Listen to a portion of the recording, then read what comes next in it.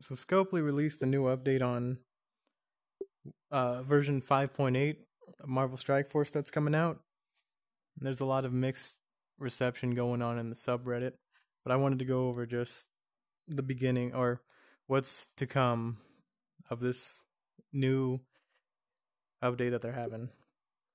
Just starting it out, before we even get into it, you can see that Dormammu is the new character coming in, and what he's going to be doing is he's going to be the big bad for Dark Dimension 5. Dark Dimension 5 is the next chapter in it all, and there's some actual really hard requirements for free-to-play players to come in and actually be a part of. But for the rest of the top few percent that there is that can do it, they're going to have some cool rewards that are going to pass down to the rest of us that are going to have a little bit longer of a time getting it done. But just like I said up there, Dark Dimension 5 is coming, version 5.8. What I've been reading on the subreddit and online a little bit is that's supposed to be hitting sometime in the beginning of December, but we'll see when that actually comes around. The requirements of it are going to be a little more difficult than the prior ones that there are, other than just getting to gear 15 or 14 for the other ones. They're having 6 stars. These ones here are going to have 5 characters in the beginning, but you'll eventually need 20 just to complete the actual event for Dark Dimension 5. One of the things that I'd like to catch right here that I didn't really understand reading it earlier is that you'll probably need more than like 20 characters based on who exactly you have unlocked. 20 characters is just around like where you'll be once you actually get to it and able to complete it. For 1 through 3, we don't know the rewards yet for any of these nodes going to be completed, but there gotta be something good that'll help us progress through the next nodes in the system or on the ladder going up. Missions 1 through 3, the only thing required is having the gear tier 16 characters. Now for me, I have 2 characters that are almost at gear tier 16. I have Carnage and I have Elektra. I know they're not the strongest, but I know that I do have them almost there for gear tier 16. As a free-to-play player, it's going to take me a little bit longer to get my people up there. But what I am excited for is what's coming after this one gets completed by someone first. Just so we can, as a community, have some rewards and an event party as to where there was of Dark Dimension 4 getting completed.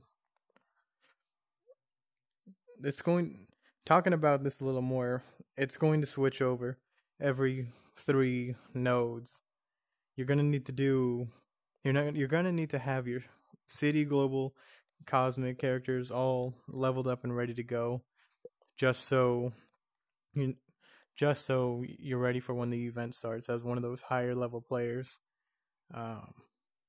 It doesn't say gear tier 16 here for these ones, but we can assume that that's also going to be the case going through Dark Dimension 5. The first winner, the person that actually completes it, is going to have pretty cool rewards. There's a small percentage of people that are actually able to get started on this, and there's going to be a smaller part of that group that actually has all of this criteria met to complete it. But what's cool about this for the first person that finishes is they're going to get some swag bag of physical items relating to Strike Force, handpicked by the dev team. Probably t-shirts, a statue, or some figurines would be really cool. But I don't think it's going to be me that's actually getting this as a free-to-play. And that's okay, because we'll see what's coming on later down. We'll see what's coming later down the road for this. Which 11? We'll see what's coming down the road later on this chart right here. One of the things that the winner also is going to get is the promotion to 7 red stars of an eligible character of their choice. Limitations apply. Character cannot this character include because this cannot include any character that currently does not have 7 red stars available, like Ultron, Doom, and Dormammu. I could not talk there. I kept messing that up. But that's okay. This character must have been released and available to unlock prior to version 5.8. The latest character available is Omega Red. That's something that I think I would invest those red stars into if I was the one winning this. But that's just because he's the most recent, and he's not too bad of a character once ooh, excuse me, you get him leveled up a little bit. The player's name representative of their personal profile immortalized in an in-game environment. The name of the player will be decided in conjunction with the dev team and must be within 7 business days of the winner completing Dark Dimension 5. Players unresponsive of certain or uncertain of a decision after 7 days, the dev team will choose the appropriate name. The name must be appropriate for in-game users, not a third party or general statement. So nothing crazy. One thing that I'd like to say here is the immortalizing an in-game environment. In-game environments are something that we've had the same ones of, and when the updates are coming through, we aren't really getting new environments. Yeah, we got plenty of characters coming, but they're not updating like the layout of the land or anything like that. Not that it makes a big impact on the battle, but it'd be cool to see something actually change up every once in a while. Yes, I know that the background moves, but having a new area would be nice, and I don't think it would be too hard for them to actually do, even if there wasn't too much moving in the background. So the general player base, this is the stuff we're going to get after someone beats Dark Dimension 5.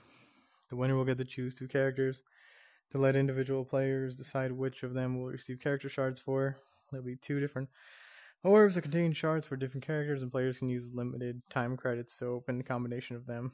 Similar to Dark Dimension 4 Celebration. This is reminding me of what's going on right now with the Halloween event. How you get the candy and then you could spend it on Lady Deathstrike. This is what it sounds like they're going to do here, which isn't a bad idea. This is going to be good for a lot of people moving forward in the next couple months, few weeks, just to help people out. But instead, like they had last time for Coal Obsidian and or Ghost, player will get to choose 2 characters, receive 5 red star promotion for them. That's something cool because they could really help everyone out by choosing 2 people that aren't really available in the source too much, or they can choose someone that's going to be a little higher powered, but everyone will get to have them now. As in, let's say, Shang-Chi, or if they want to do something old like Coal Obsidian or Thanos again, somewhere there, they could have someone coming up just to make our old team stronger. Character must be released prior to 5.8. Like I just said, Lady Deathstrike would help everyone out a lot. One of these game modes, Blitz, Event Campaign, Strike Pass, or Mojo's Mayhem. These are the 2 right here I'm hoping it's not in, because those are hard for me to finish, as opposed to these ones. The ones I like the most are the Event Campaigns. Blitz, you would get, about 30-40 character shards for it, and if they have someone like Coal Obsidian going, or Lady Deathstrike, the window or the ceiling that people are going to need for the amount of points to get a high enough percentage is going to be in the millions. I'd estimate for Lady Deathstrike it'd probably be in the 20-30 millions you need just to be in the top, 20 to 40% or 25 to 40% there. Even higher if you want more. But even then, if you do that, you still probably won't have her unlocked at the end of that event through unlocking all those people, or all those shards. So, the event campaign would give us those event campaign orbs that allow us to get a random amount. Yeah, it's 1 or 2, but it's something consistent that we can have over 2 weeks, as opposed to 3 days, you get them, you're done. You have a better chance of getting more shards and more diverse characters in an event campaign. That's what I'm hoping they're going to do for that. Next one, community poll to determine 3 blitzes that will be run based on the characters that the Dark Dimension 5 winner used to complete nodes in the non-timed run. So this one here, I would assume they're going to use symbiotes or symbiotes as guardians, heroes for hire, or Infinity Watch. So those characters, are some of the strongest teams going forward right now. I would expect to have one of them out of those 4 teams just to be one of the 3 blitzes that's coming up. Dark Dimension 5 nodes on a non-timed run. Okay. 2 bonus events for different characters selected by the winners that were used to complete in the nodes on non-timed run. So we're going to have, in addition to those 3 blitzes, the other 2 that weren't in those blitzes are going to have those timed events. I don't know what this one is right here. Like 10 for 10 offer. Oh, that's going to be the power cores. 10 power cores for 10 character shards. Thinking about it now, I figured it out. Awesome. But it looks like we're going to have something great coming forward from this. Dormammu. The big bad at the end of it all. The first completion of Dark Dimension 5 will grant 3 10 character shards for Dormammu, getting us 5 stars and 2 red stars promotion credits. A second completion Dark Dimension 5 will grant 500 character shards for Dormammu and take us to that 7th star. That's something that's going to be really late game at the end now that only a few people are actually going to be able to do. Free-to-play players like myself and everyone else, that is, it's going to be a while before we're able to actually get that, considering the Gear Tier 16 ceiling threshold we need to actually participate in there. Here's the intel on the Lord of Chaos. All this is telling you what he is, but he's a Sorcerer Supreme, Doctor Strange villain, mainly. That's from what I know from the comics, but let's move into his moveset. Ability shown max level 7775. Eternal Darkness. Not a lot of characters have an AoE attack like this right here. Not talking about the damage only, but just the basic attack that'll hit everyone. Not a lot of people will have that. Clear immunity from all enemies. That's going to be something really, really useful for him to actually do it. A little bit overpowered, I think, but it's Dormammu. The ruler of the Dark Dimension probably has something up his sleeve that would help him get that high. Hyper Beam.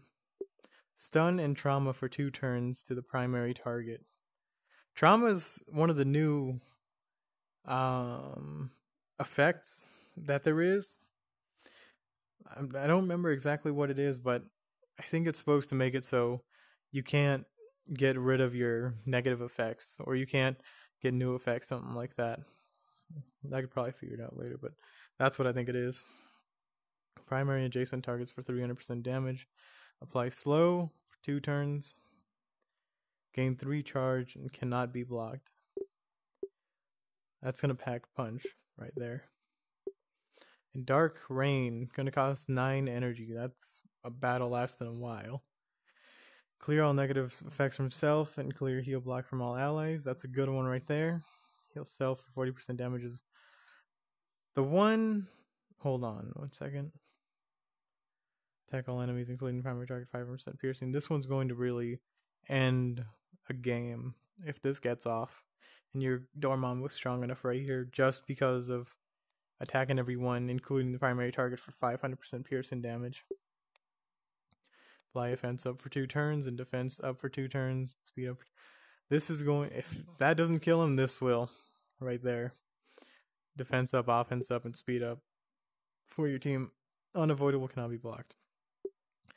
The Dread one, the most important part of this passive effect that I really want to go over is if health is at full to start a match, which it should be, and if character is not a clone, all allies gain revive once.